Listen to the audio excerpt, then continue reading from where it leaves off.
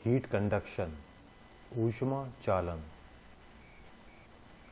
Heat conduction के law को Fourier ने प्रपोज किया था।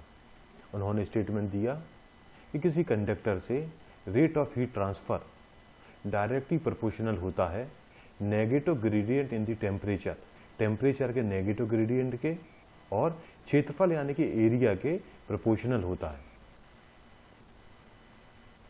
इसका एक्सप्रेशन है Q is equal to minus K A D T upon D X, जहाँ Q rate of heat flow है, K थर्मल कंडक्टिविटी है, उस बॉडी की थर्मल कंडक्टिविटी जिससे कि हीट ट्रांसफर हो रही है, A area of cross sectional है और यह नॉर्मल होता है डायरेक्शन ऑफ हीट फ्लो के, dt upon dx temperature gradient है। फोरियर इक्वेशन में नेगेटिव साइन आया है। यह नेगेटिव साइन इंडिकेट करता है कि हीट फ्लो का डायरेक्शन नेगेटिव टेम्परेचर ग्रेडियंट की तरफ है और यह हीट को पॉजिटिव की तरफ फ्लो करता है। थर्मल कंडक्टिविटी के एक ट्रांसपोर्ट प्रॉपर्टी है। किसी मटेरियल की दूसरी प्रॉपर्टी होती है विस्कोसिटी, जो कि ट्रांसपोर्ट ऑफ मोमेंटम से जुड़ी रहती है, और डिफ्यूजन कोफिशिएंट जो कि ट्रांसपोर्ट ऑफ मास से जुड़ी होती है। थर्मल कंडक्टिविटी के इंडिकेट करता है कि कंडक्शन प्रोसेस के थ्रू हीट एनर्जी किस डायरेक्शन में ट्रांसफर होगी।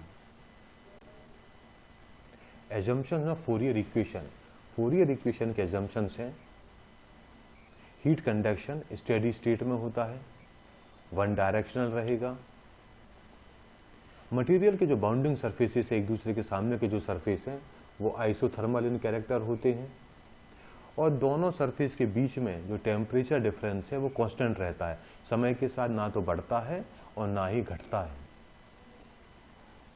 आइसोट्रोपिक और होमोजीनियस मटेरियल होता है जिसकी थर्मल कंडक्टिविटी कांस्टेंट रहती है, कांस्टेंट टेम्परेचर ग्रेडियंट होगा, साथ में लीनियर टेम्परेचर प्रोफाइल भी होगा, और मटेरियल के अंदर किसी भी तरह का हीट जनरेशन नहीं होगा। Features of Fourier equation, Fourier equation valid solid liquid gas के लिए होती है। वेक्टर एक्सप्रेशन इंडिकेट करता है कि हीट फ्लो का डायरेक्शन आइसोथर्म के नॉर्मल रहेगा, 90 डिग्री रहेगा, और ये डिक्रीजिंग टेम्परेचर का डायरेक्शन भी बताता है। It helps to define the transport property के, यह थर्मल कंडक्टिविटी के को डिफाइन करने के काम भी आता है। अब हम समझते हैं कोफिशिएंट ऑफ थर्मल कंडक्टिविटी, ऊष्मा चालकता गुणांक।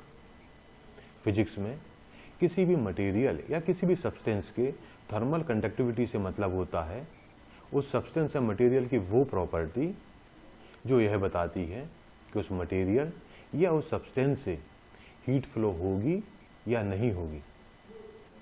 Coefficient of thermal conductivity of a substance, किसी भी सब्सटेंस की कोफिशिएंट ऑफ थर्मल कंडक्टिविटी यह डायरेक्टली प्रोपोर्शनल होती है rate of flow of heat per unit area और temperature gradient per unit area. अब हम mathematically coefficient of thermal conductivity को समझते हैं। मान लीजिए कोई प्लेट है जिसका एरिया है A और इसकी थिकनेस है D।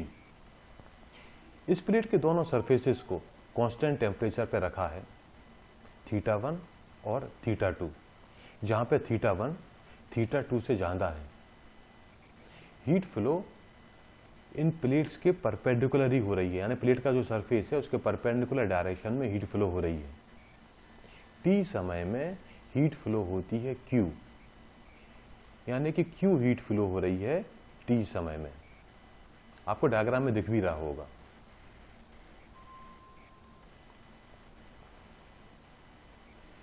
तो इस प्लेट से हीट फ्लो हो रही है Q टाइम T में, और यह हीट फ्लो डायरेक्टली प्रोपोर्शनल होती है area of cross section of the plate के, डायरेक्टली प्रोपोर्शनल होगी टेम्परेचर डिफरेंस θ1 माइनस θ2 के, डायरेक्टली प्रोपोर्शनल होगा टाइम T कितनी देर के लिए हीट फ्लो हो रही है, और इनवर्सली प्रोपोर्शनल होता है thickness D of the plate, plate की मोटाई के इनवर्सली प्रोपोर्शनल होगा। इन सबको कंबाइन करें तो Q directly proportional to A θ1 minus θ2 T upon D। अब हम प्रोपोर्शनलिटी के साइन को हटाएंगे और उसकी जगह इज इक्वल टू का साइन लगाएंगे तो एक कांस्टेंट आएगा, वो कांस्टेंट है k। तो अब यही इक्वेशन हो जाएगी q is equal to k a θ1 minus θ2 t upon d, जहां k को कहते हैं कोफिशिएंट ऑफ थर्मल कंडक्टिविटी और इसकी यूनिट होती है joule per metre second degree Celsius या watt per metre per kelvin. अब मान लीजिए यदि प्लेट का एरिया है 1 मीटर स्क्वायर, टेम्परेचर डिफरेंस है 1 डिग्री सेल्सियस, समय 1 सेकेंड के लिए हीट फ्लो की जा रही है और प्लेट की थिकनेस है 1 मीटर, तो Q बराबर होगा K के, Q is equal to K।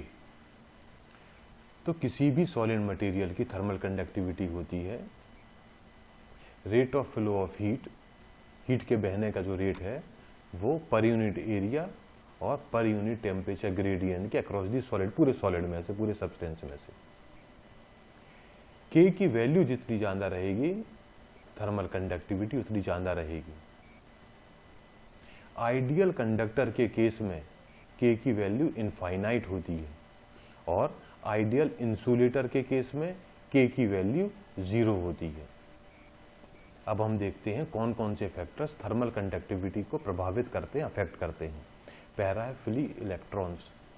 Metals के पास ज़्यादा फ्री इलेक्ट्रॉन्स होते हैं as compare to liquid and gases. Liquid और गैस के कंपैरिजन में मेटल्स के पास ज़्यादा फ्री इलेक्ट्रॉन्स होते हैं, इसीलिए इन्हीं फ्री इलेक्ट्रॉन्स के कारण मेटल्स जो हैं वो हीट के गुड कंडक्टर्स होते हैं, क्योंकि यहाँ पे फ्री इलेक्ट्रॉन्स का माइग्रेशन बहुत आराम से हो जाता है। दूसरा है purity of material.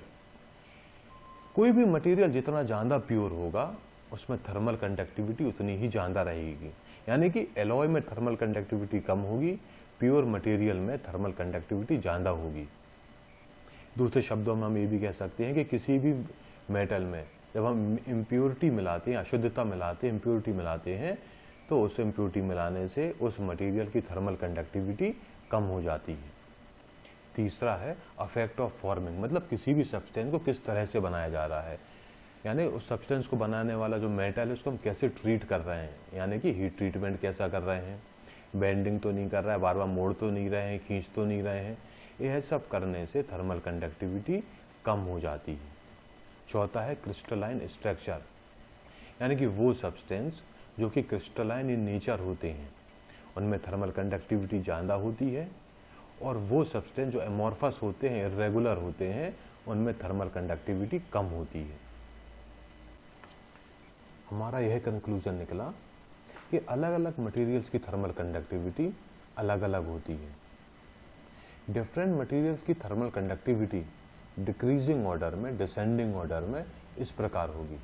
Number 1 pure metal, उसके बाद एलॉयज, उसके बाद non metallic crystalline structure, then liquids और लास्ट गैस। इस वीडियो में हमने थर्मल कंडक्शन को समझा। यदि आपके कोई डाउट हो या क्लैरिफिकेशन हो तो स्क्रीन पर दिख रहा ईमेल के थ्रू कांटेक्ट करें। फिजिक्स के दूसरे वीडियो देखने के लिए स्क्रीन पर दिख रही वेबसाइट पर विजिट करें। थैंक यू, धन्यवाद।